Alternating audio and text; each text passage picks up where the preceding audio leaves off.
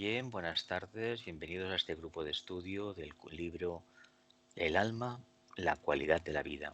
Hoy es martes 6 de abril del 2021 y vamos a dar inicio a la sesión número 129.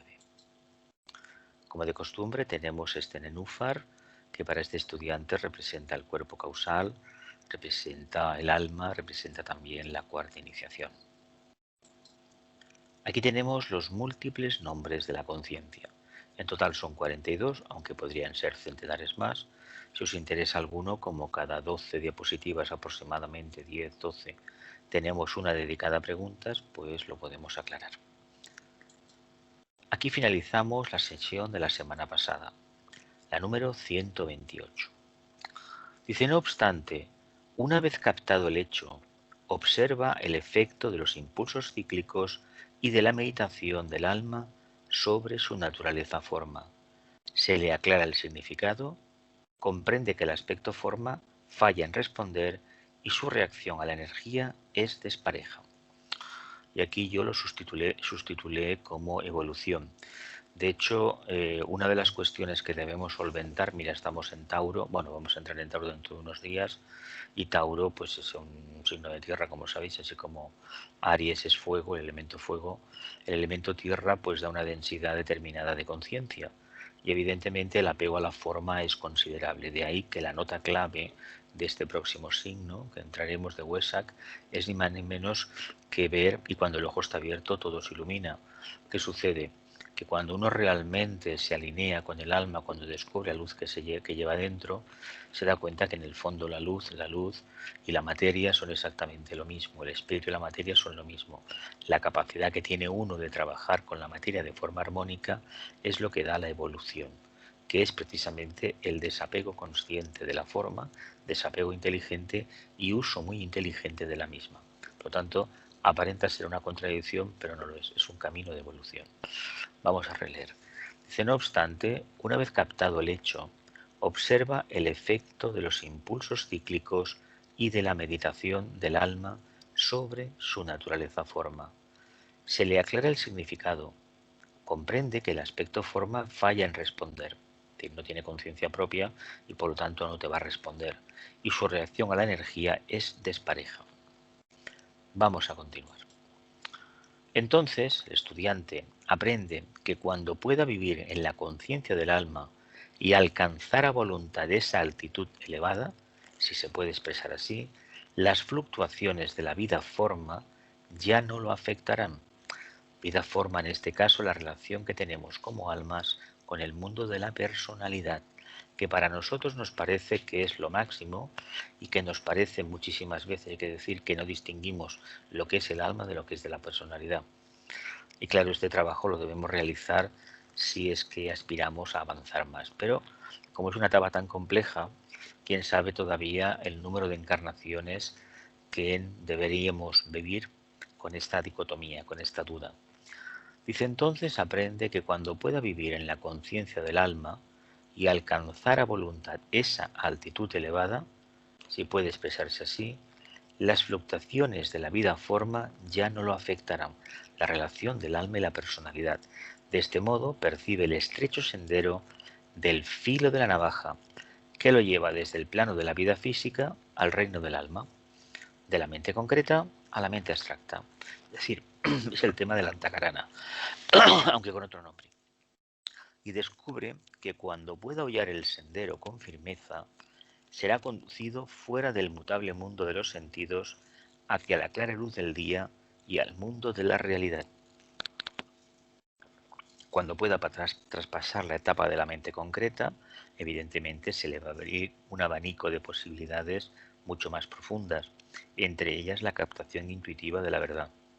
Por lo tanto, ya no será esclavo de esa relación entre el alma, la forma y la no forma, entre el yo superior y el yo inferior, sino que lo tendrá esa relación trascendida, porque habrá integrado los opuestos. Continuamos. El aspecto forma de la vida se convierte entonces para él en el campo de servicio y no en el de la percepción sensoria. El aspecto forma de la vida se convierte entonces para el discípulo en el campo de servicio, el campo donde irradiar, y no en el de la percepción sensoria. Hasta ahora tendríamos que el mundo de la forma es el mundo en el cual analizamos a través de los sentidos y de la mente que acaba sintetizando la información. Y lo que te da a entender que la diferencia entre aspirante y discípulo será convertir el mundo de la forma en campo de servicio y no en campo de percepción sensoria, que es bastante distinto. Dice: el estudiante debe reflexionar sobre esta última frase y tratar de vivir como alma. Tratar de vivir como alma. Esto para este estudiante, para un servidor, significa autoconocimiento. Dice: él mismo es responsable de los impulsos cíclicos emanados del alma, y entonces se conoce a sí mismo como la causa iniciadora y no está sujeto a los efectos. Él mismo, el estudiante en este caso, el futuro discípulo, es responsable de los impulsos cíclicos emanados del alma. Deberíamos tener en cuenta que nosotros también somos responsables de eso. Y entonces se conoce a sí mismo como la causa y no está sujeto a los efectos. Por lo tanto, autoconocimiento, autoconocimiento y autoconocimiento. Hasta que consigamos que este sol de esta alma pueda brillar por encima de las aguas de nuestro mundo emocional. 2. Que haya un constante y pleno fluir de fuerzas cíclicas desde el reino del espíritu sobre cada uno de nosotros, llamándonos al reino de la luz, del amor y del servicio, y evocando en cada uno una respuesta cíclica. Que haya un constante intercambio entre quienes enseñan y el discípulo que busca instrucción. Que haya un constante intercambio entre quienes enseñan, los maestros, y los discípulos que buscan instrucción. Así que el tibetano recomienda que la energía circule, que haya actividad inteligente desde el reino del espíritu sobre cada uno de nosotros, llamándonos al reino de la luz, del amor y del servicio, y evocando en cada uno la respuesta cíclica. Que haya un constante intercambio entre quienes enseñan y el discípulo que quiere aprender. A fin de cuentas, si lo miramos así, es el flujo-reflujo de las mareas, a nivel emocional, a nivel de conciencia. 3. En cuanto un hombre pone su mano en el arado y empieza a abrir el surco, desde ese momento hasta que termina la tarea, se mantiene internamente libre y externamente sujeto. Así debe ser siempre para los servidores en nuestro trabajo. En cuanto un hombre pone su mano en el arado y empieza a abrir el curso, desde ese momento hasta que termina la tarea, se mantiene internamente libre y externamente sujeto. Dice: así debe ser siempre para los servidores en nuestro trabajo. En lenguaje popular, el servidor, el único objetivo que tiene es ni más ni menos que mirar que el surco salga perfecto, es decir, rectilíneo, que aproveche la energía al máximo. ¿Para qué? Para que luego se pueda sembrar correctamente y, lo más importante, se pueda obtener una buena cosecha. Por lo tanto, ¿qué hace? ¿Qué está haciendo el servidor? ¿Qué está haciendo aquí el discípulo en su campo de servicio? Mantenerse firme, utilizar la energía de la personalidad para materializar en el plano físico aquello que como alma está presintiendo, está calibrando y está tratando de manifestar. Esa es su aportación. Por lo tanto, si somos conscientes del trabajo que estamos realizando, nos daremos cuenta que internamente somos libres porque nos guía el alma, porque es el propósito, es la serena expectación que tanto hablamos, el estado semicontemplativo. Y por otro lado, la forma sí que está sujeta a qué, a la herramienta que utilizamos para qué, que en este caso sería la mente. El arado aquí seguramente tiene la connotación de ser la mente concreta. Por lo tanto, entendamos que debe de ser dirigido este arado, esta mente, por el alma, por la mente superior. Así que si hay alguna duda, después la aclaramos. Bien, estamos en este momento, por esta diapositiva, en la página 153 de 212 de 212 páginas de la edición electrónica del alma, la cualidad de la vida. Por lo tanto, son menos de 50, de 100 páginas, pero bueno, igual, pues lo acabamos, ¿no? Antes de lo que parece, ¿no? Bueno, vamos a continuar. Dice, pero los momentos culminantes son de importancia y seguir un curso nivelado no es comúnmente bueno para un discípulo si se prolonga en exceso. Las crisis del alma son expansiones registradas por la afluencia de luz y de amor. Mentalmente se las reconoce como crisis de inclusividad, las cuales nos conducen y preparan para expansiones posteriores, más vastas, más amplias, llamadas iniciaciones. Las crisis del alma son expansiones registradas por la afluencia de luz y de amor. Afluencia de luz y de amor. Y aquí está, pues desde las playas de Málaga, la Costa del Sol, ni más ni menos, el nacimiento del día. Bueno, podemos sacar muchas interpretaciones. Vamos a releer. Los momentos culminantes son de importancia y seguir un curso nivelado no es comúnmente bueno para un discípulo si se prolonga en exceso. Estamos en Aries, ya sabéis que Aries pues tiene la capacidad de que, bueno, se lo quiere comer todo, ¿no? Y después viene otro Tauro que también se lo quiere comer todo. Y después vendrá otro que lo mezclará todo, ¿no? Bien, esas tres características de la personalidad lo que nos dicen es lo siguiente. La mente concreta no puede estar estabilizada per se, debe estar controlada por la mente abstracta y la mejor manera de saberlo es si la mente a nivel interior podemos mantener el silencio, tanto de pensamientos como de acción. ¿Qué quiere decir de acción? Intentar aprovechar los intervalos, esos espacios neutros que nos van a alimentar la conciencia. Y cuando un camino es bueno, nos gusta, nos interesa, está perfectamente nivelado, lo más probable que andando el tiempo nos demos cuenta que era un camino erróneo. No quiere decir que nos debamos abocar directamente por lo más absurdo, lo más complejo y lo más difícil, como si fuera un cineforum de los años 60, intentando buscar significados a ciertas películas cargadas de un enfoque psicoanalista o marxista increíble, ¿no? Ahora bien, debemos utilizar la mente, pero que sepamos que lo que es fácil para todo el mundo, para nosotros no lo puede ser, ¿eh? Nosotros trabajamos con las causas, por lo tanto, los sentidos quedan en un segundo plano. Los sentidos los conforman, están dirigidos por la mente concreta en cierta medida.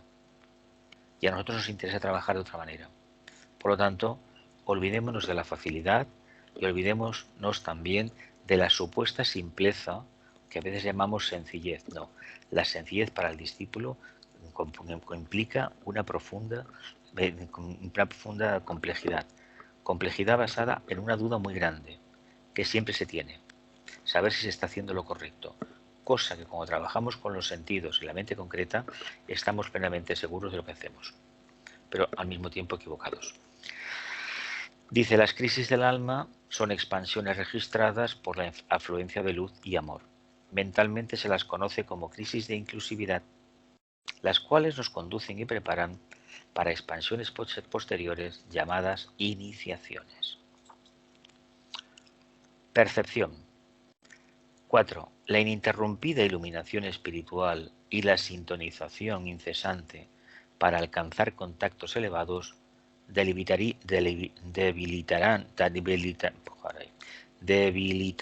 eventualmente al instrumento, de modo que los verdaderos reconocimientos se desvanecerían. La ininterrumpida iluminación espiritual y la sintonización incesante para alcanzar contactos elevados eventualmente nos van a debilitar. ¿Por qué? De modo que los verdaderos reconocimientos se desvanecerían. Aquí insiste más o menos a entender que la iluminación y las expansiones de conciencia se dan a cuentagotas. Es como, yo os acordáis, aquellas primeras cafeteras que salieron, yo lo recuerdo hace muchos años, eran un filtro de aluminio que se colocaban encima de la taza, se ponía el café, se apretaba bastante, se ponía el agua caliente encima y para que saliera un buen café debía ir cayendo gota a gota. ¿Qué quiere decir gota a gota? Que se producía una perfecta extracción del aroma del café con ese método. Es un método tradicional. El gota a gota es lo mejor. Lo se utiliza para muchísimas más cosas. ¿Qué sucede cuando esto no es así? Porque entonces lo que vemos es un café, por ejemplo, en ese caso, que estaría aguado con ese método. ¿Y por qué el gota a gota? Porque el gota a gota nos daba tiempo de preparar el café, por ejemplo, en este caso concreto, y mientras estábamos preparando otras cosas, el café se estaba haciendo.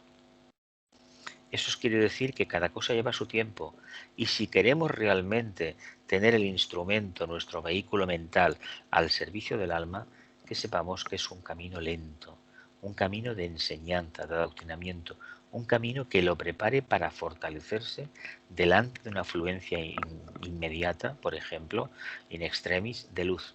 Porque un montón de luz lo que puede hacer es que nos haga girar en nuestro particular pedestal y acabemos anonadados, desorientados y sin saber lo que nos ha acontecido. Más vale tener un pequeño atisbo como el que tenemos en esta imagen de que el sol está saliendo por la mañana, a quien de forma instantánea lo tengamos delante. ¿Por qué? Porque podemos perder el sentido de la orientación y eso va a alterar la percepción del proceso iniciático y de acercamiento y expresión del alma. Continuamos. Reflexione sobre esto, hermano mío, y agradezca los deberes que tendrá en días futuros. Reflexione sobre esto y agradezca los deberes que tendrá en días futuros.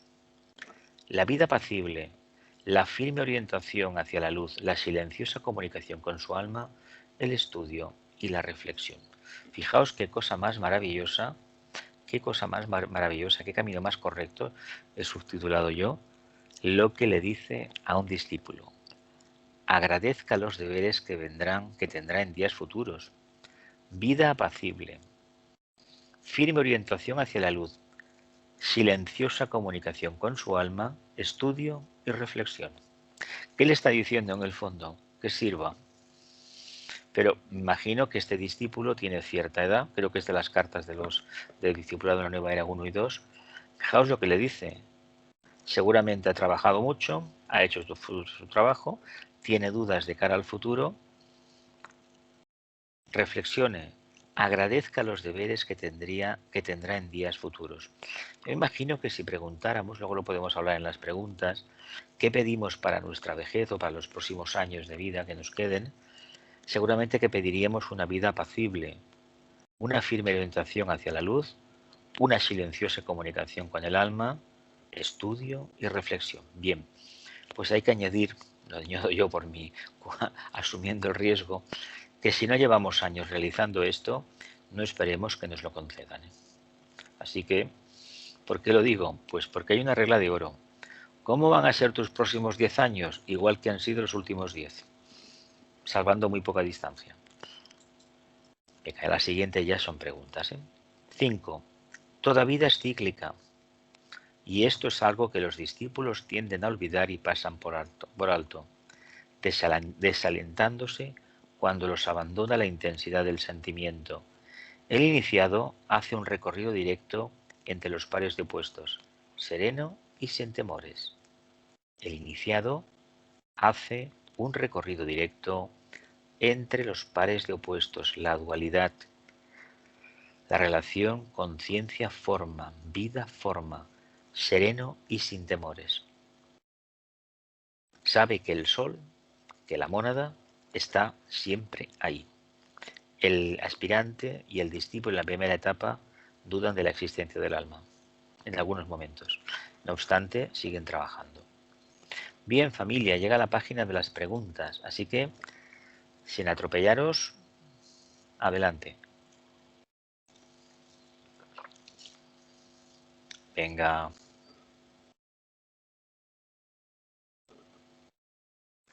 A ver, como siempre yo. Ha hablado de las crisis del alma, ¿no? Sí. ¿Las crisis del alma se reconocen a través de la personalidad o por lo que va sucediendo en el medio ambiente donde te mueves? En el sendero, el alma el alma se aprende a expresar. Por lo tanto, cualquier alteración del ritmo o la propia misma intensidad del ritmo de acercamiento y expresión del alma significa una manifestación del alma. Cualquier cosa es una manifestación del alma si se está en el camino, si se medita, si se reflexiona y si se está orientado en la luz. Cuando uno ha transmutado la presión de la personalidad y como Tauro en cierta medida ha encontrado salud dentro de la materia, realmente manda la luz, no manda el mundo de la materia.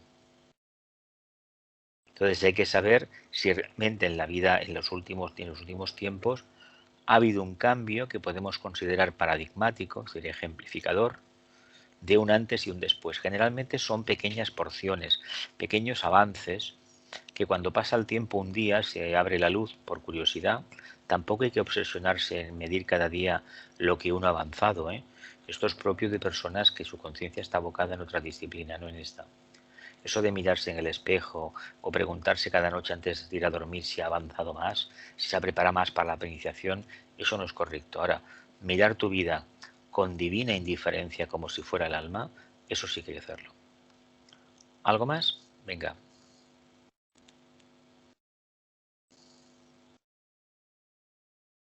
Venga.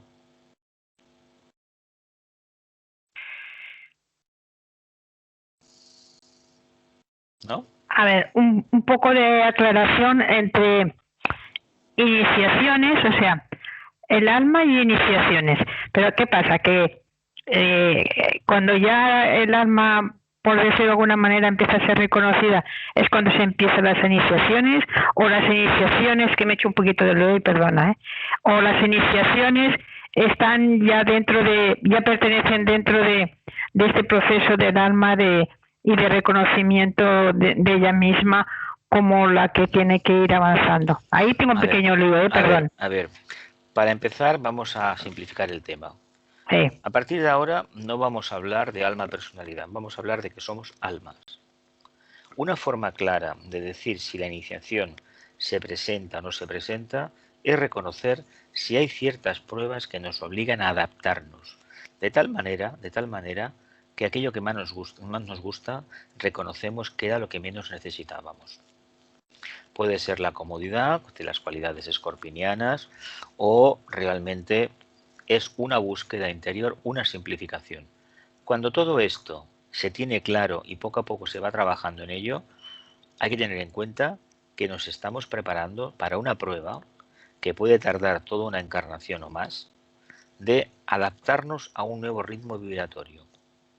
Los vehículos de la personalidad deben expresar el alma, esa conciencia superior. Es decir, la distancia entre el ser, el alma y el no ser, que sería la forma, el yo o el no yo, debe acortarse cada vez más. Porque de lo contrario estaríamos toda la vida perdiendo el tiempo. ¿En qué sentido? Hablando teóricamente de la conciencia y no haciendo nada para manifestarla de forma práctica. Cuando uno está absorto en este proceso de relación de la vida y la forma, el aspecto superior y el aspecto inferior, y realmente va dándose cuenta que son una división ilusoria en su conciencia, poco a poco establece esta antagrana, este vínculo que hace que el alma o lo superior se vaya manifestando cada vez más en lo inferior. ¿Qué hace esto? Que periódicamente, siguiendo un proceso organizado por la jerarquía planetaria, se necesita de la aquiescencia de la propia jerarquía para darte una porción más de energías. Vamos a ver, esto que se ve en los cómics, estas películas, que es el cetro de poder, bueno, es mucha fantasía y mucho astralismo por ahí, pero hay una raíz correcta. Le aplican el cetro de poder a aquel que ya ha demostrado que se le puede confiar en él y sobre todo que para esa prueba que se presenta está sobradamente preparado. Y lo único que le falta es que la logia dé su punto, su afirmación, su nihil obstat, no se opone nada, adelante, y sobre todo que pueda soportar la presencia del fuego interno. ¿Qué quiere decir? Pues que para el campo de servicio ese candidato tiene mucho más poder, es más útil para la jerarquía. Y al mismo tiempo la preparación es más dura, más difícil la adaptación y evidentemente con el tiempo los vehículos de la personalidad se resentirán, porque no olvidemos una cosa. un discípulo o un iniciado, el tema de la salud perfecta no significa lo mismo que para un aspirante, ¿eh? A ellos les da exactamente igual cómo esté el cuerpo. Acordémonos, hace ya tiempo, en las clases estas del alma, a un estudiante que el tibetano le decía, olvídese que tiene cuerpo físico. ¿Qué le estaba diciendo? Bueno, porque la afluencia de los fuegos internos genera ¿qué? Pues una controversia muy grande de salud. ¿Pero qué hago? ¿Me pongo bien y luego continúo sirviendo? No. Prevalece el interés en servir a la humanidad, en tener más responsabilidad, más energía, hablando en estos términos, para que se entienda mejor, y sobre todo el anhelo de ponerlo en práctica, ponerlo al servicio de los demás. ¿Algo más? Has hablado de logia. Sí. ¿A qué te refieres? A ver, ¿qué es una logia para ti? Pues un grupo de personas, ¿no? Como en un... ¿Qué es la jerarquía planetaria? ¿Una logia? Ah, vale, vale. Claro, es eso. Lo que pasa que no tiene nada que ver con los que se ve por ahí por el cine, es muchísimo más que todo eso. Lo que se ve por el cine es una caricatura, hablando en plata, una caricatura de series de estas americanas que han vulgarizado todo prácticamente, y curiosamente cuando tratan mitos, como hace unos días que lo vi, un trozo, tratan el mito, por ejemplo, de Hércules, del hijo de un ejemplo claro del alma humana en evolución, y lo ponen de una forma que es muy humana. Y a mí esto no me convence nada en absoluto. Es decir, eso no toca. Hemos de avanzar bastante para que esta información pueda realmente evocar algo más, ¿eh? Hoy por hoy somos pequeños grupos en todo el mundo. Sí que hay un grupo a nivel mundial que trabaja bastante, pero también hay que reconocer, por lo menos con los años que llevamos, que no tenemos mucha gente a la cual pasar el testigo, ¿eh? Gente que esté dispuesta a trabajar como hemos trabajado nosotros, ¿eh? Lo digo así, ¿eh? ¿Continuamos? Eso de que todo es cíclico. Claro. ¿Qué quiere decir que todo es cíclico? Pues que vas a tener 3 años, por ejemplo, que las cosas te van a ir muy bien porque hay un planeta por ahí, y luego 4 o 5 años que no vas a ver el norte. Ya. ¿Estás dispuesta a aceptar esa recomendación? No te queda otra. A ver, esto es como, por ejemplo, las crisis. A ver, ahora tenemos la pandemia, la gente se asusta, pero en el fondo es una forma muy clara de decirte que vives en un mundo cíclico. Pensar que en estos tiempos tenemos derecho a vivir aislados del resto de la humanidad y vivir en nuestra burbuja es un pecado de separatividad increíble y una expresión de orgullo más grande que una bomba atómica. Por lo tanto, ¿cómo nos van a zarandear a toda la humanidad? Pues con una pandemia, con otra y con lo que toque. ¿Por qué?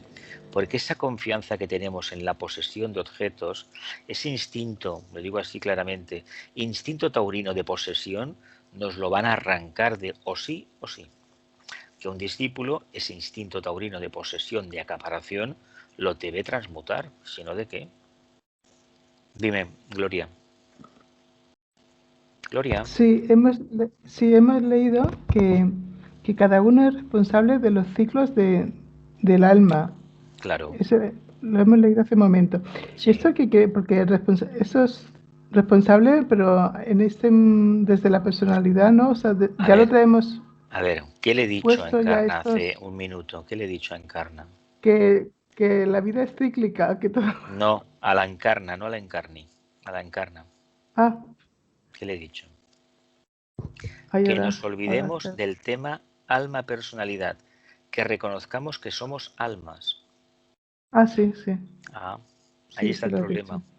¿Veis cómo la Vale. mente concreta engaña? Entonces, ¿qué quiere decir? ¿Qué quiere decir qué? Mucho. Ya, sí, lo sé. Que entonces cuando decimos que cada uno es responsable del ciclo del alma, de los ciclos que el alma toma, claro, pero... porque uno es alma, y si uno está en comunicación vía meditación cada día un poquito con el alma, sabe perfectamente hacia dónde se encamina. Lo único que debe hacer es ser honesto consigo mismo y escuchar lo que percibe, nada más, y ponerlo en práctica. Por eso os pido que nos olvidemos de esa idea que si tengo un alma, que si yo soy la personalidad. Ya sé que es muy complejo, y de hecho si saliéramos a la calle a preguntar sería muy complejo separar la acción de la emoción, del pensamiento o de algo que esté por encima. A ver, esto es muy complicado. Hay gente que tiene un buen sentimiento, tiene un contacto astral así un poco refinado y lo bueno, prácticamente dice, esto es del corazón, esto es búdico. No es búdico. Muchas veces lo que llamamos pequeñas expansiones de conciencia son el despertar del centro laríngeo del ajna, nada más. Ninguna iniciación. Lo que pasa es que, claro, da una elocuencia muy grande el laringio y da una serenidad de ánimo el ajna extraordinario. Pero eso son las primeras etapas, hay algo más. Y la clave está cuando uno no duda, porque ya lo ha superado, no porque sea un pasota, sino porque ya no le dice nada, porque sabe lo que es y continúa fiel al pie del cañón, ahí tendríamos ya un indicio claro de expresión de esa conciencia que hoy por hoy nos parece lejana. Por eso hablamos, es que el alma, no, yo, cada uno de nosotros. Sí, pero mira, también hemos dicho que el aspecto forma de la vida se convierte en el campo de servicio.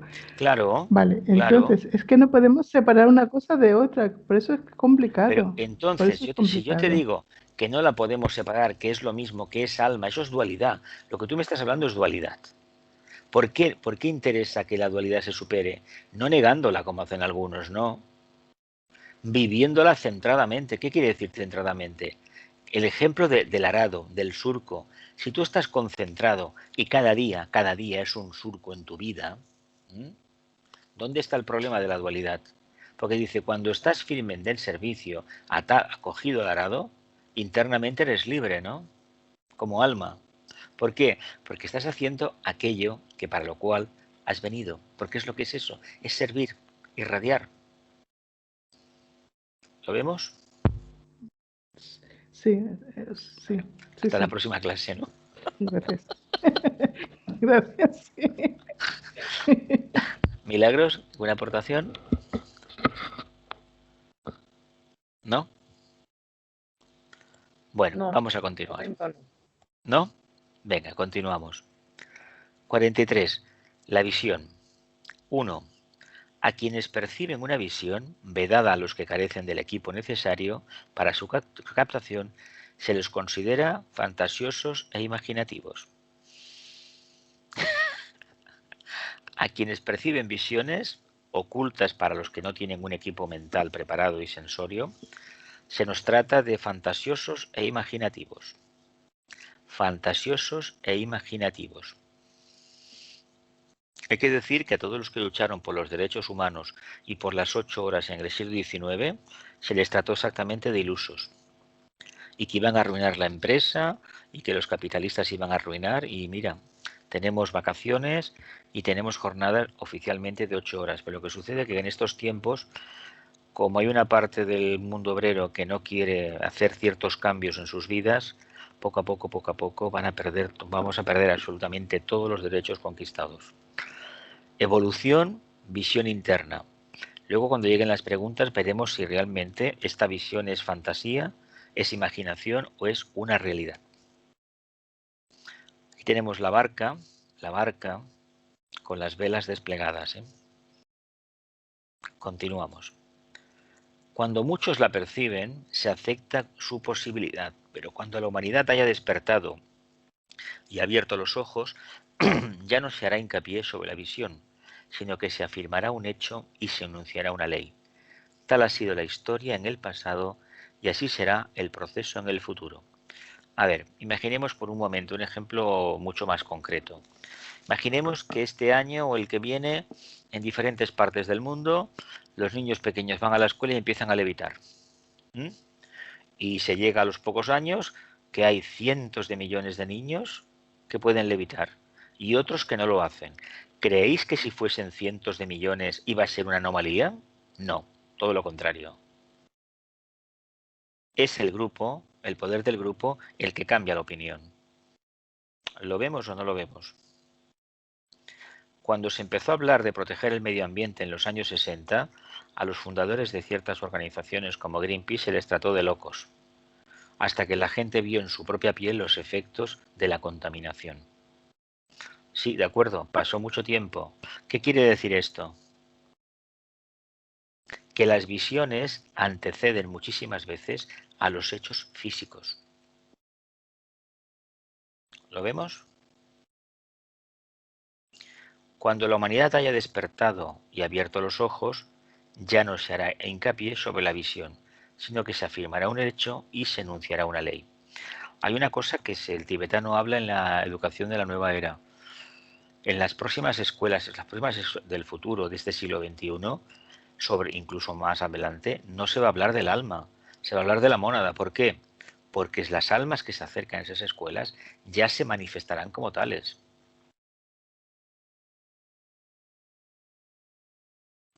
Continúo.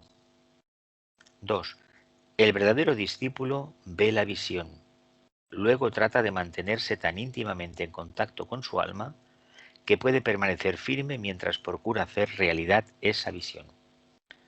Aspira a lograr aquello que desde el punto de vista del mundo parece imposible, sabiendo que la visión no se materializa por conveniencia o indebida adaptación de las ideas sugeridas por consejeros mundanos e intelectuales. El verdadero discípulo ve la visión, ve aquello que se debe manifestar. Sabéis que esta característica está asociada al trabajo número 11 de Hércules, Acuario, que por alguna razón tiene la potestad de mirar más allá de la muralla, de la tapia, y ver lo que hay. Es como el mito este de la caverna, ver lo que hay fuera. Y el gran drama es darse cuenta de lo que tiene alrededor. Dice, el verdadero discípulo ve la visión. Trata de mantenerse íntimamente en contacto con el alma. Puede permanecer firme mientras procura hacer realidad esa visión. Es interesante que tengamos en cuenta, ya lo hemos hablado muchas veces, que si tenemos una pequeña visión en nuestra vida, nos hemos de ajustar a ella, no esperar que venga otra que nos interese más. Porque si esa no la ponemos en práctica, hasta donde se pueda, no van a venir otras visiones que sean dignas de tener ese nombre. Dice, aspira a lograr aquello que desde el punto de vista del mundo parece imposible.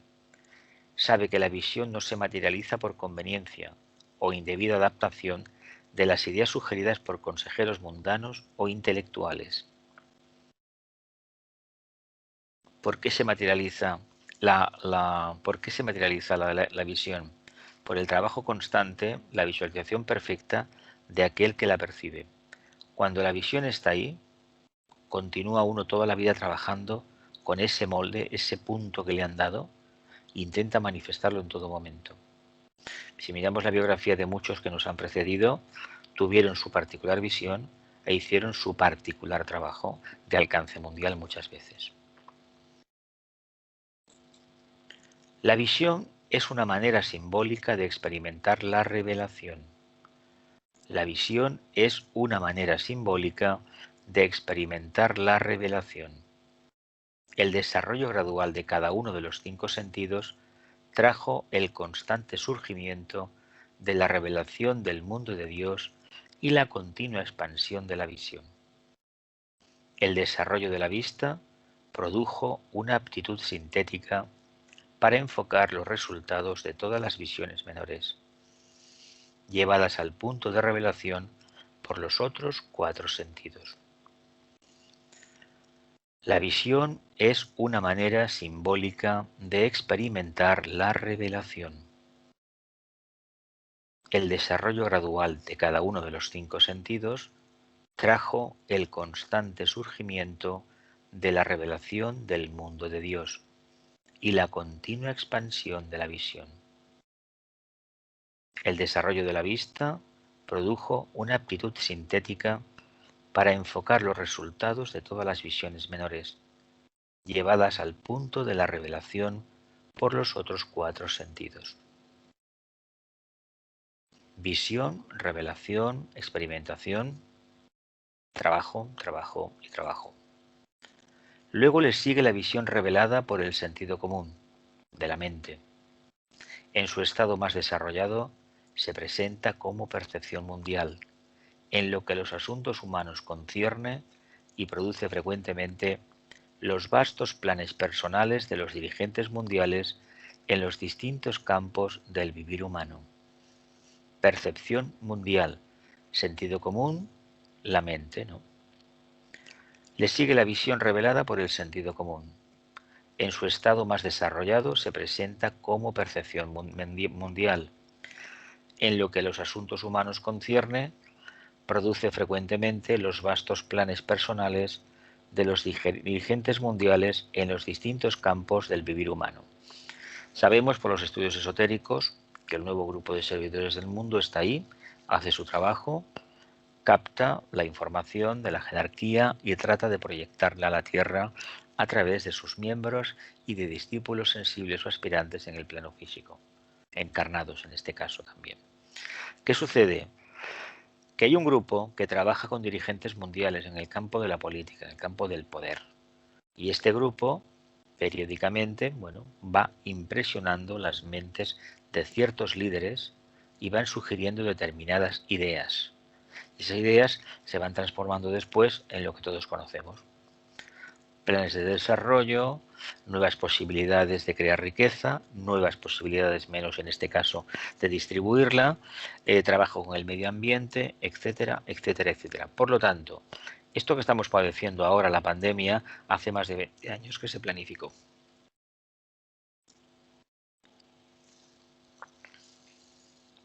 Corresponden a acuerdos del año 2000 y antes.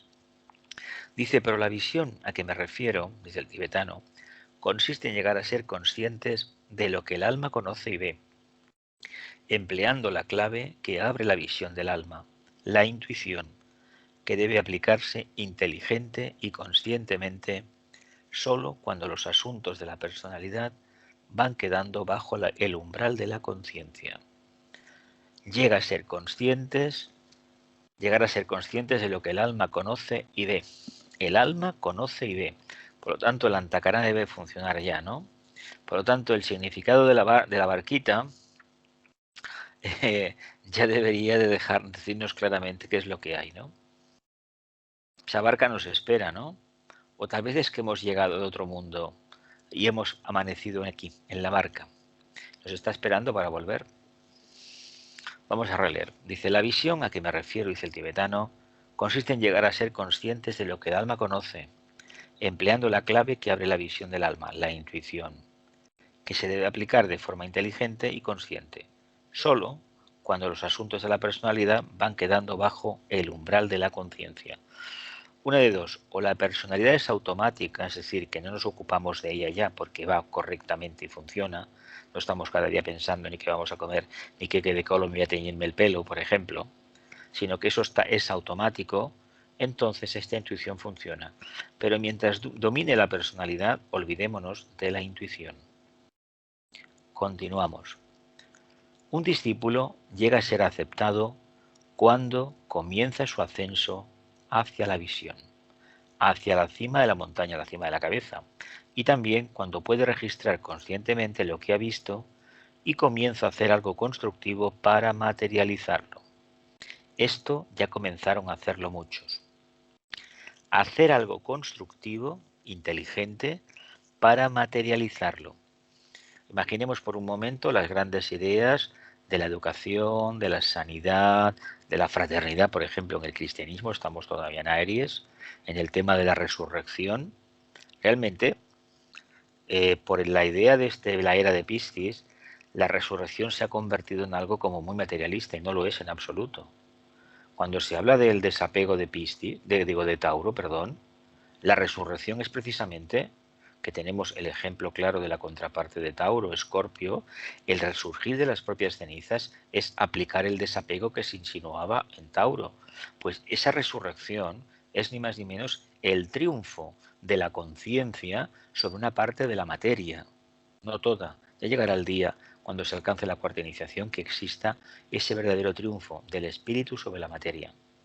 Olvidemos que si el desapego se aplica y uno vence el mundo del deseo, está triunfando el espíritu también. Está triunfando el aspecto vida. Cada vez que nos sobreponemos a la influencia y atracción del mundo de la forma de la personalidad, en este caso, de otra manera explicado, estamos resucitando. Por lo tanto, si en lugar de insistir tanto, se resucitó en cuerpo como lo conocemos habitualmente la palabra, sino en el sentido metafísico original, se hubiera hecho muchísimo más bien a la humanidad. Esto es como perder el tiempo si nació el 25 de diciembre en un pesebre, el niño era rubio, ojos azules, bastante complejo. Y si se fue al cielo el 25 de marzo, que es cuando todas las tradiciones de la antigüedad hablaban de la revelación, del misterio de la Pascua, de la resurrección. Ya sabéis que de los cristianos la idea no es de ellos, es muy antigua en la humanidad. Lo que pasa que por cuestiones de civilización nos ha tocado esta información. Venga, esto para las preguntas luego. Comienza su ascenso hacia la visión, hacia la cima de la montaña. La siguiente ya tendremos preguntas. Dice, un hombre llega a ser un discípulo mundial en sentido técnico cuando la visión es para él un factor importante y determinante en su conciencia, a lo cual subordina todos sus esfuerzos diarios. Es decir, ya te llames Juan o te llames Pedro o te llames María, no hay un momento para pensar en el Pedro, en el Juan o en la María, solamente en la visión que se ha tenido. Por lo tanto, imaginad un momento lo complejo que debe ser vivir al lado, bajo el mismo techo, de un discípulo, de una discípula esotérico, un esotérico, que tiene esta visión y la trata de manifestar. Qué complejidad, ¿verdad? No es necesario que alguien le revele el plan, al discípulo no, al que tiene la visión no. Dice, cuando la visión es para él un factor importante y determinante en su conciencia, a lo cual subordina todos sus esfuerzos diarios. Dice, no es necesario entonces que alguien le diga, le revele qué es el plan. Él sabe, ajusta su sentido de proporción a la revelación y su vida está dedicada a traer a la existencia efectiva la visión en colaboración con su grupo. Por lo tanto, pensemos un poquito. Si Aries nos da la potestad de la mente y Tauro nos da la potestad del vehículo emocional y el vehículo etérico nos va a dar Géminis, ¿qué se nos está diciendo en el fondo? Que acentuemos la personalidad o que pasemos de ella, pero de forma científica. Se nos está diciendo que son instrumentos del alma, no tienen vida por sí mismas.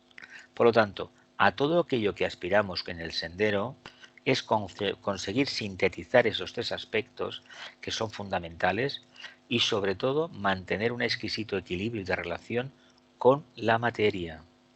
No olvidemos que el cuarto rayo, el cuarto, es el que está dominando ni más ni menos el tema de Tauro, que es un rayo muy complejo de entender, muy complejo de entender. Bien, ¿nos vamos a las preguntas ya? Venga, adelante. Has hablado de que los líderes, de que la jerarquía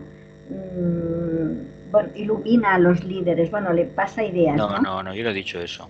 ¿No? Yo he dicho el nuevo grupo de servidores del mundo. El nuevo está grupo. Exactamente. La jerarquía hace su trabajo. Dime, ¿qué querías preguntar? Infiltrados, dijéramos, en puestos de política importantes, ¿no? No. Pues lo he entendido mal. A ver, en todas partes hay un grupo dentro, uno de los sectores del nuevo grupo, de los grupos simientes, es el grupo de los políticos, el campo de la política, del poder.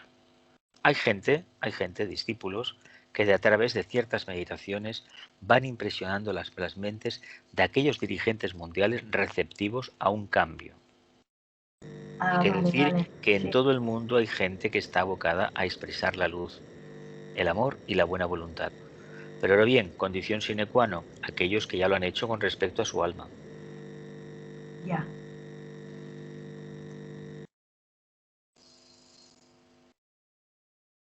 ¿Algo más? Sí, a mí me ha llamado la atención esto que comentabas de que hace 20 años ya se veía esto que estamos pasando ahora, ¿no? De la pandemia. Uh-huh.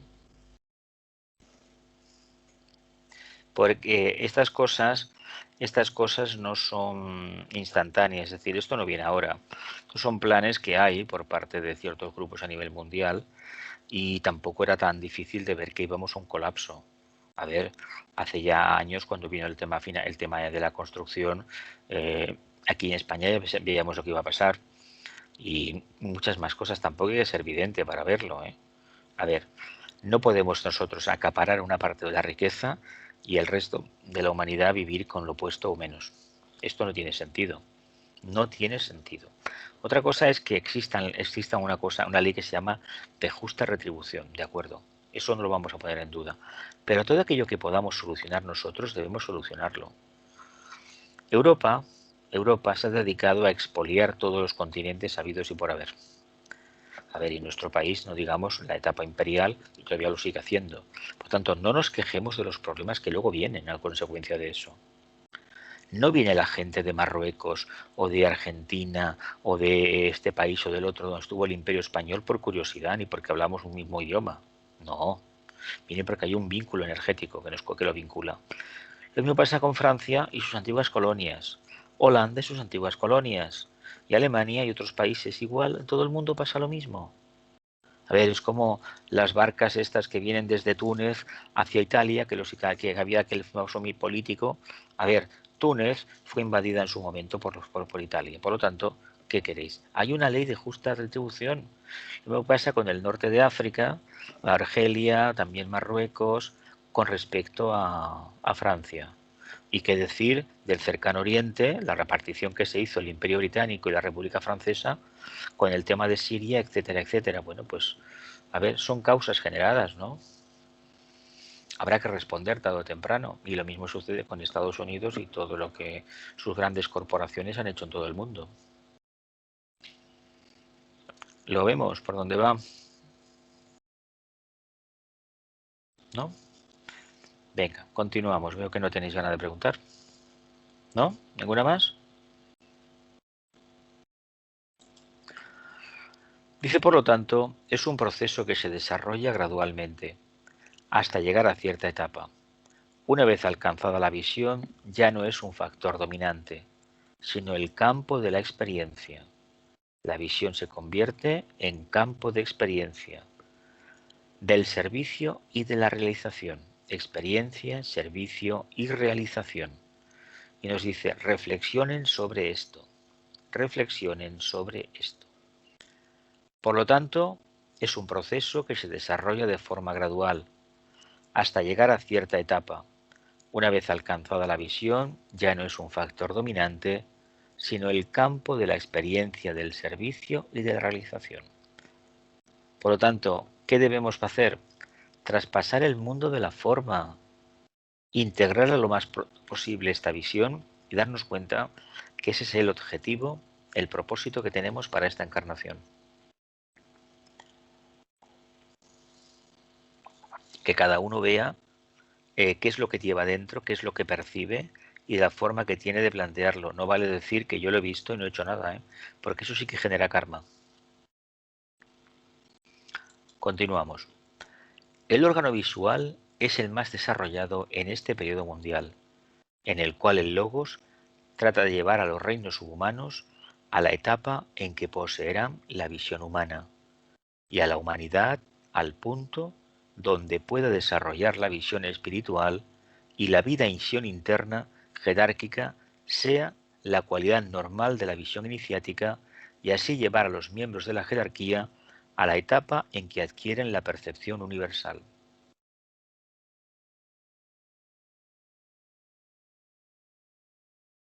Al punto donde pueda desarrollar la visión espiritual y la visión interna jerárquica sea la cualidad normal de la visión iniciática, y así llevar a los miembros de la jerarquía a la etapa en que adquieran la percepción universal, una visión holística, ¿no? Integral. El órgano de la vista es el más desarrollado. El logos planetario trata de llevar a los reinos subhumanos a la etapa en que poseerán visión humana, es decir, quiere acelerar su evolución y llevarlos a la fase humana, y a los humanos al punto donde puedan desarrollar la visión espiritual, es decir, la intuición, y la visión interna jerárquica será la cualidad normal de la visión iniciática. La visión interna jerárquica, lo que ve la jerarquía, será de utilidad o será básico, será la parte más básica para un iniciado, y así llevar a todos los miembros de la jerarquía a la etapa en la cual adquieran la percepción universal, que será una característica de los miembros de Shambhala, seguramente. En el fondo, ¿de qué nos habla? De evolución. Nos habla de evolución. Esta foto es preciosa, maravillosa. ¿Nos vemos reflejados en ella? Pues es interesante que reflexionemos un poco. Por lo tanto, se podría decir que a través del portal de la individualización, de la iniciación y de la identificación, todo ello es evolución. A través de este portal de individualización, los reinos subhumanos obtienen la visión humana, que conduce al contacto mental y a la impresión inteligente. A través del portal de la iniciación, la humanidad obtiene la visión espiritual, que conduce al contacto egoico y a la impresión espiritual. Y a través del portal de la identificación, la jerarquía obtiene la visión universal, que conduce al contacto monádico y a la impresión extraplanetaria. La jerarquía, identificación, la visión universal que conduce al contacto monádico y a la impresión extraplanetaria. La iniciación, la humanidad obtiene la visión espiritual que conduce al contacto egoico y a la impresión espiritual. Todo esto es evolución. 44. El ojo del alma. Como resultado del pensamiento enfocado en el corazón, el ojo espiritual se abre, transformándose en agente directriz, empleado conscientemente por el iniciado. ¿Qué significan aquí las palabras en el corazón? El alma es el corazón del sistema del hombre espiritual. Es el asiento de la vida y de la conciencia que animan a la personalidad, y es la potencia motivadora en cada encarnación, de acuerdo a la experiencia que condiciona la expresión del hombre espiritual en determinado renacimiento. De acuerdo a la experiencia que condiciona la expresión del hombre espiritual en determinado renacimiento. El alma es el corazón del sistema del hombre espiritual.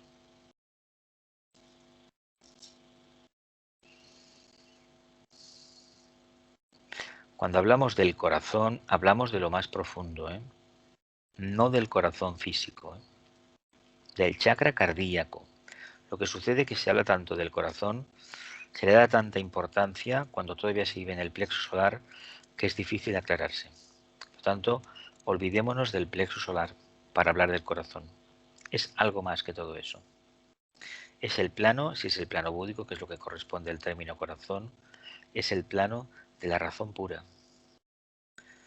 Por lo tanto, cuando sintamos esta palabra corazón, paciencia, mucha paciencia.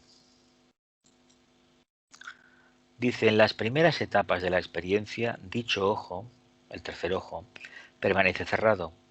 No existe capacidad para reflexionar, tampoco para pensar en el corazón, es decir, pensar desde los niveles del alma. Por lo tanto, aquí lo explica mejor.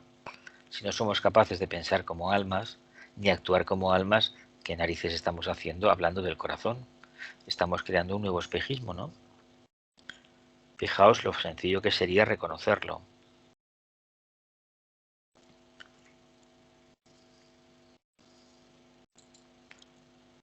A medida que el intelecto se desarrolla y el poder de enfocarse en el plano mental se acrecienta, la realidad de la existencia del alma llega a conocerse y el objetivo de la atención cambia.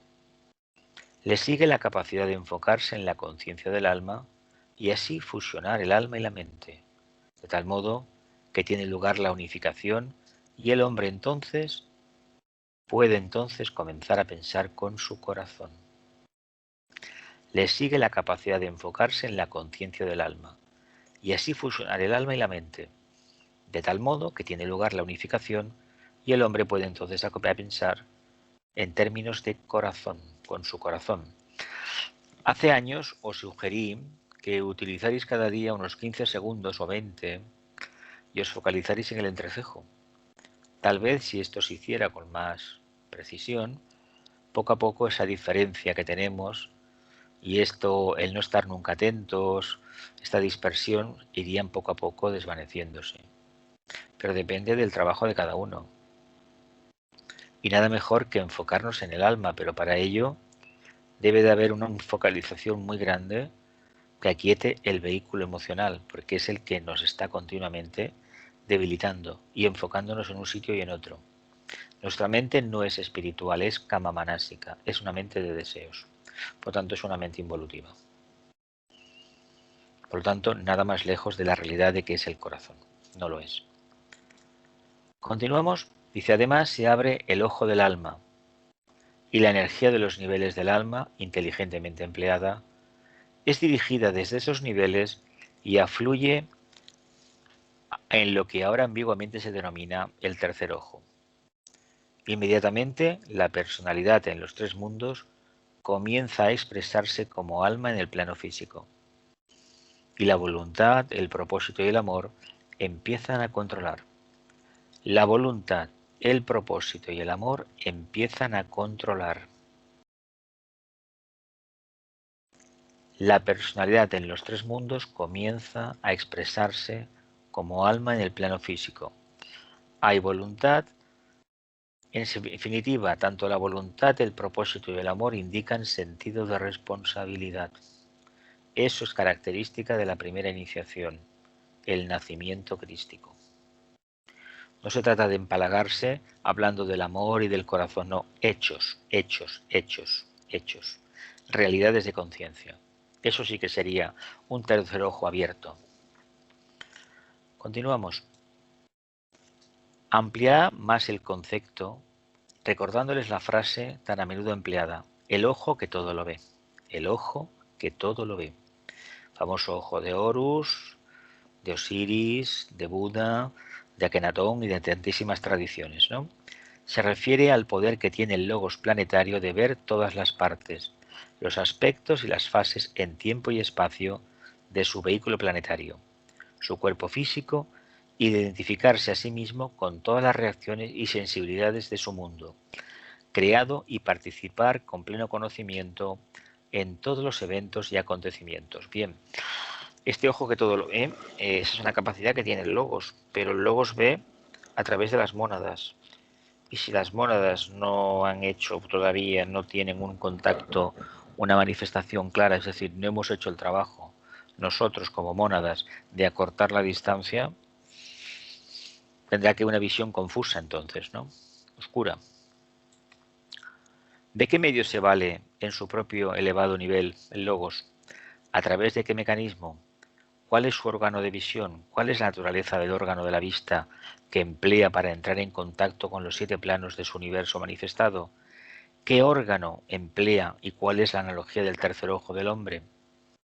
¿Cuál es la analogía del tercer ojo del hombre? ¿Qué órgano emplea? Vamos a verlo ahora. La respuesta es la mónada.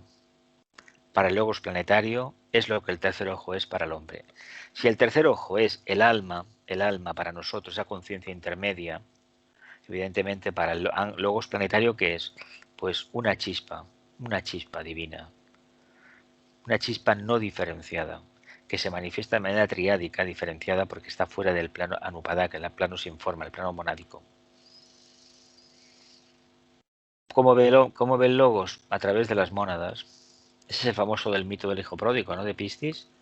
Tenía 2 hijos, las mónadas femeninas, constructores, el reino angélico, y las mónadas masculinas, triádicas, que son el reino humano. Los 2 son hijos de Dios. Imagino que esto lo tenemos más claro, ¿no? Vamos para adelante, ya vienen las preguntas otra vez. Dice, el mundo monádico, así llamado, es su órgano de visión, también su agente directriz para la vida y la luz que deben afluir al mundo fenoménico. De la misma manera, es la mónada para la personalidad en los 3 mundos y también la fuente de su vida y luz. Sí, pero no somos conscientes, ¿no? Se supone que el logos sí. El mundo monádico, así llamado, es su órgano de visión, también su agente directriz para la vida. Venga, preguntas, va. ¿Todavía no? Ah, pues mira, me he equivocado. Vaya.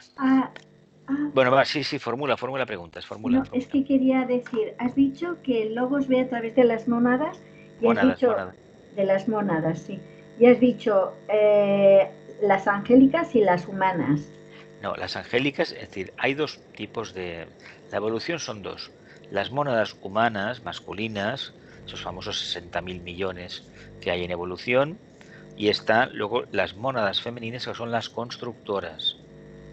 El objetivo, llegado un mundo futuro, es lo que Vicente hablaba sobre el Devi Yoga, una fusión entre unas y otras, llegar a ese divino andrógino, que llegará en su momento. Ya. ¿Me entiendes? Es decir, los ángeles, para nosotros todavía son seres mágicos, pero el verdadero ser mágico y constructor y maravilloso es la propia mónada. Lo que sucede es que todavía no lo acabamos de percibir. La mónada representa que somos es el ser espíritu, humano, llámale espíritu, chispa divina, tanto pero da. ya evolucionado, ¿no? Claro. No, es que esa tiene evolución. Lo que está haciendo es recorrer el camino de la materia como hace el Logos.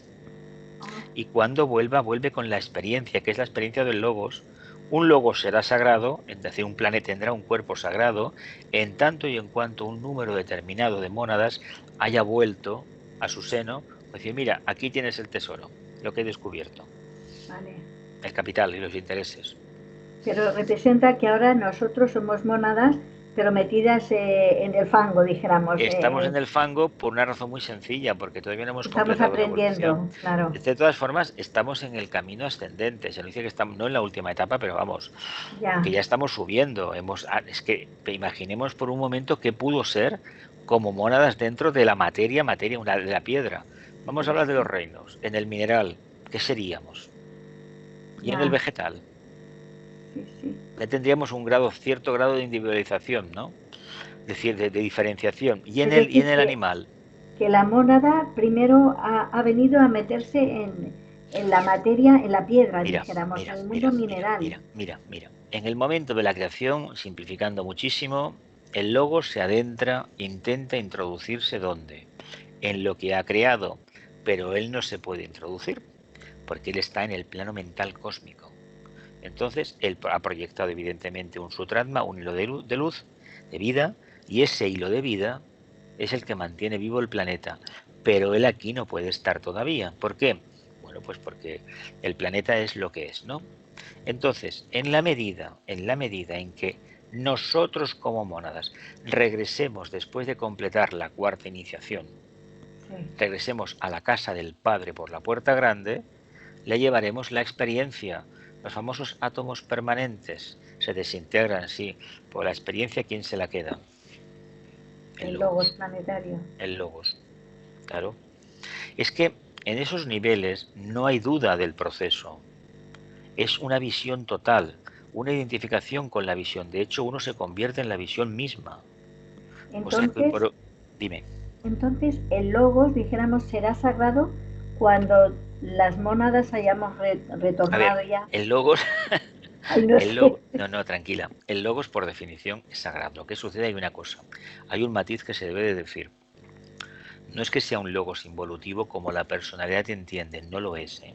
Lo que sucede que para su evolución en la cadena lunar, por lo que sabemos de la teosofía y del fuego cósmico, el Logos pues cometió un pequeño error, entre comillas, teniendo en cuenta que no sabemos lo que significa. Sí que se sabe que en un momento determinado pues no abrió suficientemente el corazón, simplificando mucho, y su hermano, el Logos de Venus, siguió adelante la evolución y este pues se quedó. De hecho, nosotros vamos una ronda por detrás del Logos de Venus, y gracias al Logos de Venus se produjo el fenómeno de la individualización, porque el Logos de Venus le echó un cable, hablando en plata, le ayudó. Los de la llama, ¿no? Los señores de la llama. Bueno, de ahí vinieron. Teniendo en cuenta una cosa, que el Logos inició un proceso de meditación y curiosamente en la Tierra hubo una glaciación que duró 10 millones de años o más. ¿Quién sabe si eso no fue el proceso de meditación de este Logos nuestro, del planeta Tierra? ¿Quién sabe? No lo sabemos. Son cosas abstrusas, pero pensemos por un momento, hagámoslo más sencillo. ¿Qué pasa cuando no actuamos como almas? Nos equivocamos, ¿verdad? Y cuando actuamos como almas, ¿qué sucede también? Somos mal vistos, ¿verdad? Pues sí. Porque actuar como alma implica ser sincero, ¿eh? No estamos aquí para corregir la vida de nadie, pero para soportar la mentira de los demás tampoco. No nos callemos porque queremos pasar desapercibidos como buenos católicos. No. Hay que actuar como cabras, no como borregos. Ya. Es decir, que el desafío de la búsqueda de la luz, nos motive continuamente.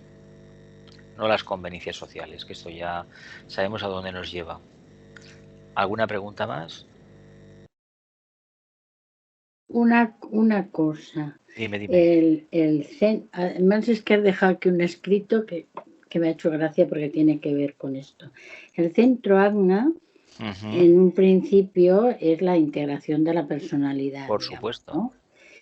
Y eso es lo que deviene después en el tercer ojo del alma. Claro, es que si la personalidad no a través de la antacarana, ¿o qué? A ver, es que es una forma de explicarlo. Si realmente la personalidad no está integrada, es decir, si el campo de servicio del alma, que es la propia personalidad, ¿qué quiere decir esto? Pues que galvanizo los 3 vehículos y en lugar de ir cada uno a su bola, van a ir a lo que yo quiero. Es decir, que el subrayo que van a manifestar los 3 sintetizados, el rayo de la personalidad, en el fondo es un rayo del alma, un subrayo del alma, con la característica propia que la personalidad por definición pues tiene una actividad inteligente, adaptabilidad, etcétera, etcétera. Pero el rayo del alma se va a manifestar a través de esa actividad, de esa capacidad, y luego se subdividirá en cada uno de los 3 rayos que la componen, que serán con el tiempo subrayos del alma.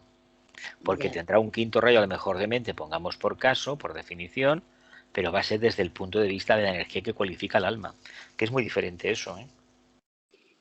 Es decir, no es una energía que está sola, apartada, no, está en función de otra superior.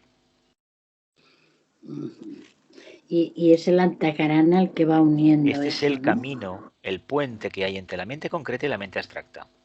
Claro, hablamos del logos, dices, caramba, es que nos hemos ido muy lejos, claro que nos hemos ido muy lejos, pero si siempre estamos hablando de lo concreto, nunca despegaremos, nunca. Aunque debemos tener en cuenta una cosa, que esta información no implica que automáticamente eludamos nuestra responsabilidad. Es decir, a veces yo he conocido gente que no quieren hablar de estos temas por una razón muy sencilla, porque la gente se acostumbra a pedir que si el ángel, que si la mona de toda la historia, y no hace el trabajo. Y es verdad, no hacen el trabajo. Y la primera etapa es reconocer que eres poliédrico, es decir, multiforme, y que al final vas a una síntesis que está más allá de la forma, que es la presencia del alma. Es un buen trabajo ese, ¿eh? Bueno, es el esoterismo explicado de otra manera. Exactamente. Pero claro, siempre lo hemos explicado así. Se puede explicar de muchas maneras, pero que tengamos en cuenta que los procesos van todos concatenados, uno obedece a otro, y si la primera etapa no se hace, no hay milagros. Así de claro, no lo hay. Esto es como una fórmula para hacer pan o para hacer una masa, etcétera, etcétera. O para hacer una cerámica. Si hay uno de los ingredientes que no se ha puesto en su momento y no se han esperado los tiempos de fermentación en el tema de las masas, el resultado no puede ser lo mismo. Si añadimos productos sintéticos nos estamos engañando, que es lo que se suele hacer muchas veces, claro, porque bueno, somos como somos. Muy bien. Que la luz, el amor y el poder restablezcan el plan de Dios en la tierra. Que así sea y cumplamos con nuestra parte.